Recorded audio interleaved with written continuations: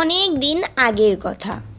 এক জঙ্গলে বাস করত এক হরিণ এবং তার বাচ্চা। হরিণ বাচ্চার মাকে শিকারি মেরে ফেলেছে, তাই হরিণ শাবক তার বাবার সাথে থাকতো। হরিণ শাবক অনেক ছোট ছিল, তাই হরিণটা সব সময় তার পাশে পাশে থাকতো, চোখে চোখে রাখতো।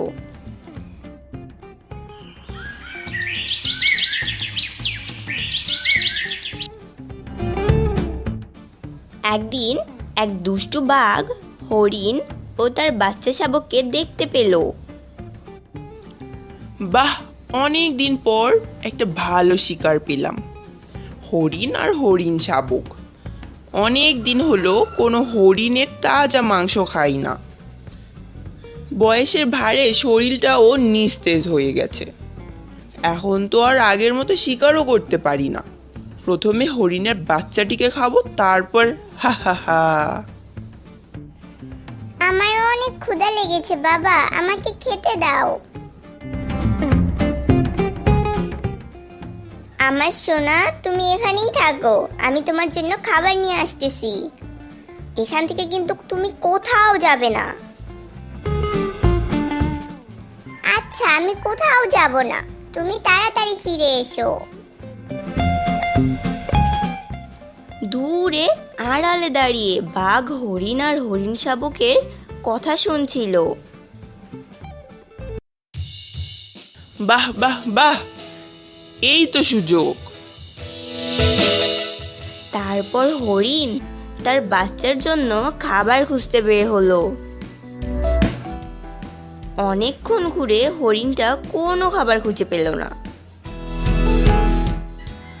কি হয়েছে হরিণ ভাই, এত মন খারাপ করে আছো কেন? আর বলো না পাখি ভাই, আমার ছানাটা না খেয়েই আছে। আমি অনেকক্ষণ ধরে জঙ্গলের ভিতর খাবার খুঁজলাম, কিন্তু কিছুই পেলাম না। হ্যাঁ হরিণ ভাই, এই জঙ্গলে খাবারের প্রচুর অভাব পড়েছে। প্রচন্ড খরার কারণে সব ঘাস শুকিয়ে গিয়েছে। বৃষ্টি না হওয়া পর্যন্ত হয়তো আর কোনো কচি ঘাস গজাবেও না। পাখি ভাই, তাহলে আমি এখন কি করব? আমার বাচ্চাটা যে ক্ষুধার জ্বালে ছটফট করছে। তুমি চিন্তা করো না, আমি তোমাকে কিছু কচি ঘাস এনে দিচ্ছি। এখান থেকে অনেক দূরে গ্রামের এক পুকুর পাড়ে কিছু কচি ঘাস দেখেছিলাম। তুমি এখানেই থাকো, আচ্ছা? আমি চট করে গিয়ে তোমার জন্য কিছু কচি ঘাস এনে দিচ্ছি।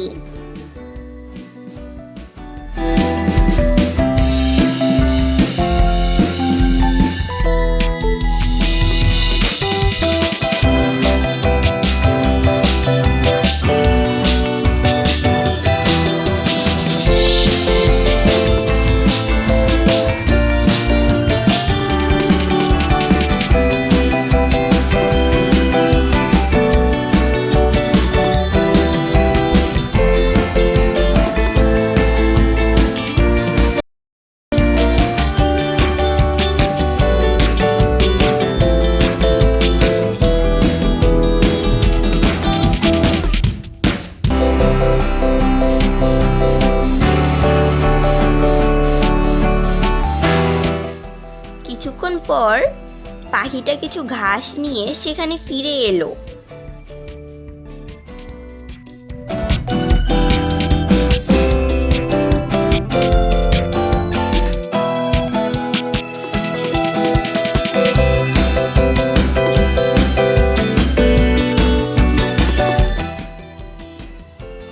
এই নাও, এই ঘাসগুলো তোমার বাচ্চার জন্য নিয়ে যাও। ধন্যবাদ পাখি ভাই, তোমার এই উপকার আমি কখনো ভুলবো না। তারপর হরিণ কচি ঘাস নিয়ে হরিণ ছানার কাছে এলো।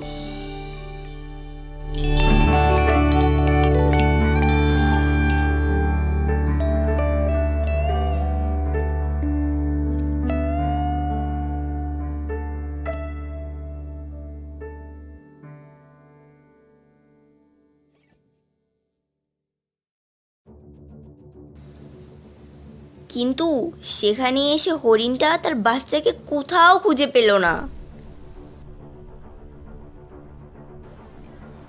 এ কি, আমার ছোট বাচ্চাটা কোথায় গেল? আমি তো তাকে এখানেই রেখে গিয়েছিলাম। তাহলে কেউ কি আমার বাচ্চা শাবকটিকে খেয়ে ফেললো নাকি? হঠাৎ হরিণ সেখানে বাঘকে দেখতে পেল। এই দুষ্টু বাঘ, তুই নিশ্চয়ই আমার বাচ্চাটিকে খেয়ে ফেলেছিস, তাই না? হা হা হা হা হা। এই যে হরিণ, আমি তোর বাচ্চাকে এখনো খাইনি, তবে আমার কথা না শুনলে আমি তোর বাচ্চাটিকে খেয়ে নিব। তার মানে আমার ছানা বেঁচে আছে? হ্যাঁ, তোর বাচ্চা আমার কাছে আছে। আমি যেমনটা বলবো তেমনটাই করবি। যদি তেমনটা না করিস তাহলে তোর বাচ্চাকে আজই খেয়ে ফেলবো। না না, তুমি আমার বাচ্চাকে খেও না। আমি তোমার কথায় রাজি। বলো আমাকে কি করতে হবে। যদি তুই তোর বাচ্চাটিকে জীবিত দেখতে চাস তাহলে তুই প্রতিদিন আমার জন্য কিছু না কিছু খাবার আনতে হবে। আর যেদিন তুই কোনো খাবার আনবি না সেদিন আমি তোর বাচ্চাটাকে মেরে ফেলবো। বল, আমার কথায় তুই রাজি আছিস কি না? হ্যাঁ, আমি তোমার কথায় রাজি। তবে যা, এখন থেকেই কাজ শুরু কর। যা, আমার জন্য খাবার নিয়ে আয়। আমার অনেক ক্ষুধা লেগেছে। ক্ষুধার জ্বালায় নড়তে পারছি না, পেট জ্বালা করছে। হরিণ বনে চলে গেল খাবারের উদ্দেশ্যে।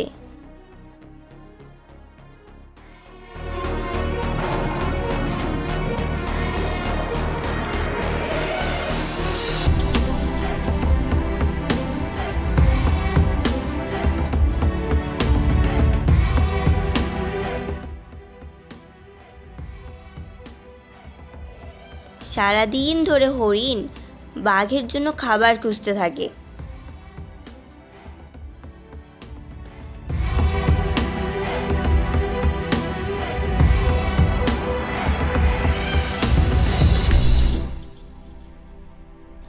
অনেক খুঁজে অবশেষে হরিণ কিছুটা খাবার খুঁজে পেল। কি রে, সারাদিন অপেক্ষা করিয়ে এইটুকু খাবার আনছিস? এই অল্প খাবারে তো আমার পেটের এক কোণাও ভরবে না। সারা জঙ্গল তন্ন তন্ন করে খুঁজে এই খাবারটুকুই জোগাড় করেছি। জঙ্গলে খাবারের প্রচুর অভাব, জানোই তো তুমি। ঠিক আছে, আজকের মতো এটা দিয়ে কোনো মতে কাজ চালিয়ে নিব।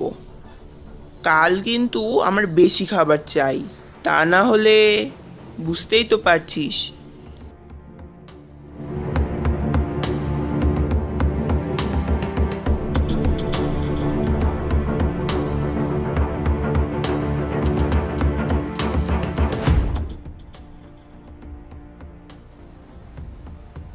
এভাবে হরিণটা প্রতিদিনই কোনো না কোনো খাবার জোগাড় করে নিয়ে আসতো, আর বাঘটা খুব মজা করে তা খেয়ে নিত।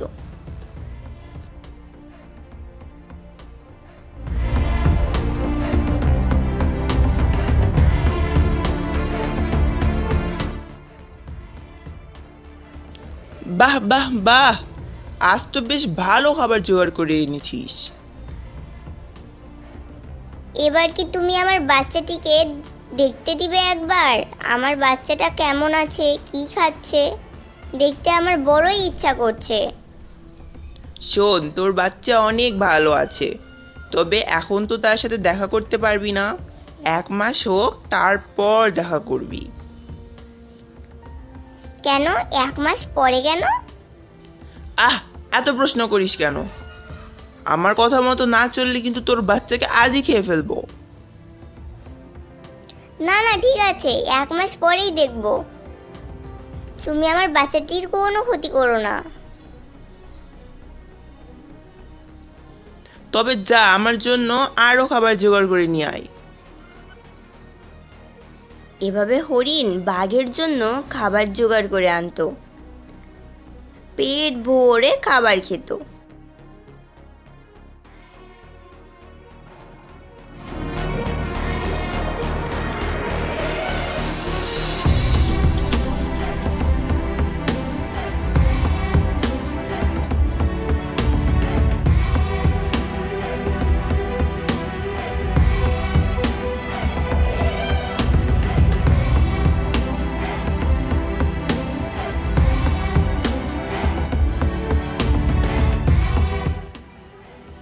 এবার তো 1 মাস হয়ে গেল, আমার বাচ্চার সাথে আমার দেখা করাবে না?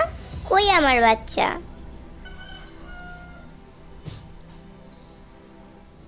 আরে দাঁড়া দাঁড়া, এত তাড়া কিসের তোর? দেখবি অবশ্যই, দেখবি তো তুই তোর বাচ্চাকে। তবে আরও 1 মাস পর, আরও 1 মাস তুই আমার জন্য খাবার জোগাড় করে আনবি, না হলে কিন্তু আমি তোর বাচ্চাকে খেয়ে ফেলবো।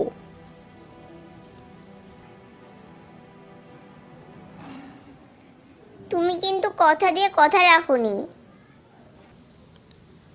তোর এত বড় সাহস! দাঁড়া এক্ষুনি, আমি তোর বাচ্চাটিকে খেয়ে নিব। তোর বাচ্চাটা কিন্তু আগের চেয়েও আরও হৃষ্টপুষ্ট হয়েছে। না না, আমি তোমার কথায় রাজি। আমার বাচ্চাটিকে মেরো না, আমি তোমার সব কথা শুনবো। তাহলে যা, আমার জন্য তাড়াতাড়ি খাবার জোগাড় করে নিয়ে আয়। এভাবে আরও কিছুদিন কেটে গেল।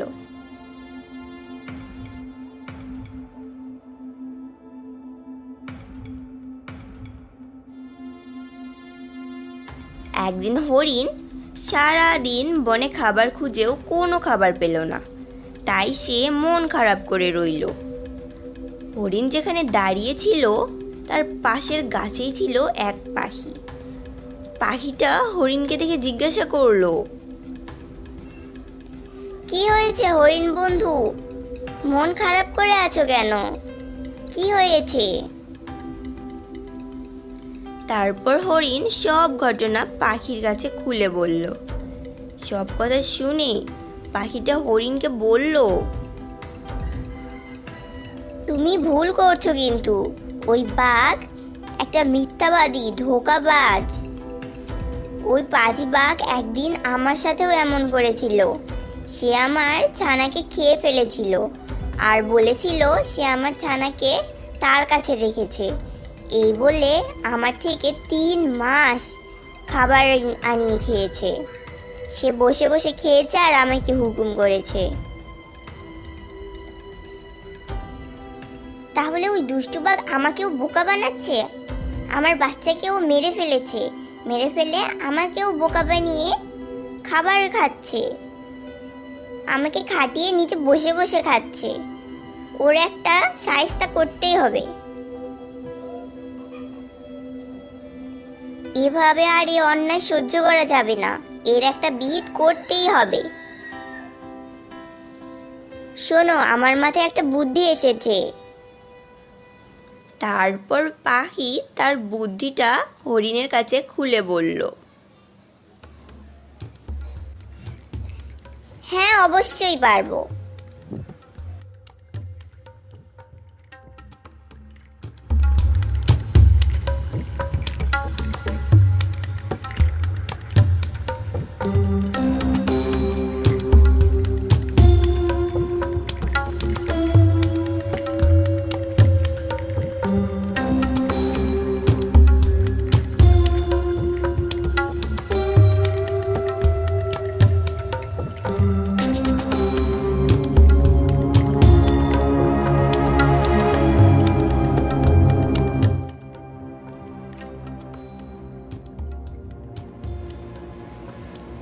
কি রে, আজ আমার খাবারটা এখানে রেখেছিস কেন? কারণ এটাই তোমার জীবনের শেষ খাবার, দুষ্টু বাঘ। তার মানে তুই সব কিছু জেনে গেছিস? তোর এত বড় সাহস, তুই আমাকে ধমক দিস? এখনই তোকে আমি ছিঁড়ে খাবো। বন্ধু পাখি, তাড়াতাড়ি কাজটা সেরে ফেলো। ওরে বাবা রে, আরে কেউ আমাকে ধর, আমার মাথায় এটা কি পড়লো? ওরে বাবা রে, আমাকে কেউ বাঁচাও। কাঁঠাল মাথায় পড়ায় দুষ্টু বাঘ তার প্রাণ হারালো আর সে তার পাপের উচিত সাজা পেল।